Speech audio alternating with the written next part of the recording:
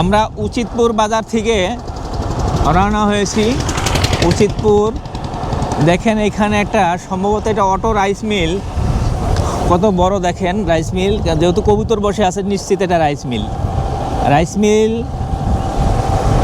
Uchitpur rice mill থেকে আমরা এখন জয়পুর হাটের উদ্দেশ্যে রওনা হয়েছি। আমরা একটু হিলিতে যাব, আমরা হিলিতে একটু ঘোরাঘুরি করবো। হ্যাঁ, এটা রাইস মিল, এটা রাইস মিল। এই যে রাইস উঠাইতেছে ট্রাকের মধ্যে, ঈশা মেগান গ্রুপ, ইমাম গ্রুপ, বাহ, শান গ্রুপ, বিনিয়োগের ট্রাস্ট ব্যাংক, এখানে ট্রাস্ট ব্যাংক বিনিয়োগ করেছেন। বা আরেকটা রাইস মিল, খুব সুন্দর।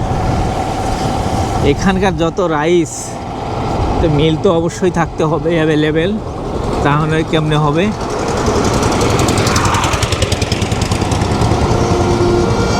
বাহ, গাড়িতে করে গরু নিয়ে যাচ্ছে আরেক ভাই মোটর সাইকেল নিয়ে। এখানে হেলমেট না নিলেও হয়।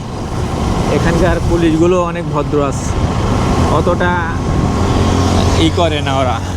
অন্য অন্য জায়গার পুলিশে যেরকম ধরে, অতটা ওরা ওরকম ধরে না। এখানকার ম্যাক্সিমাম লোকেরই দেখি গাড়ির নাম্বার প্লেট নাই, নাম্বার প্লেট ছাড়াই চলে যায় ওরা। শুধু ধান আর ধান, যেদিকেই তাকাই শুধু ধানের জমি আর ধানের জমি। অসম্ভব অসম্ভব। আল্লাহর রহমত বলা যায় নর্থ বেঙ্গলকে, এত ধানের জন্য। আমরা বাংলাদেশের প্রত্যেকটা মানুষ নর্থ বেঙ্গলকে পছন্দ করে থাকি। নর্থ বেঙ্গলের মানুষ যেমনি ভালো, আল্লাহর রহমতে এখানকার মাঠের ফসলও অনেক ভালো। এরা অতিথি পরায়ণ, অতিথিকে খুব ভক্তি শ্রদ্ধা করে থাকেন নর্থ বেঙ্গলের লোক। ইনশাল্লাহ আবার আমরা দিনাজপুরে লিচুর সময় আসব। লিচুর সময় আসলে এই যে লিচু বাগানগুলা, লিচুগুলা দেখানোর চেষ্টা করব।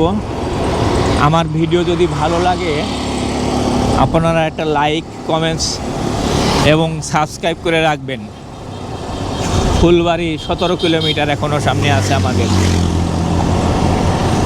কত সুন্দর, কত সুন্দর রাস্তা, কত সুন্দর পরিবেশ।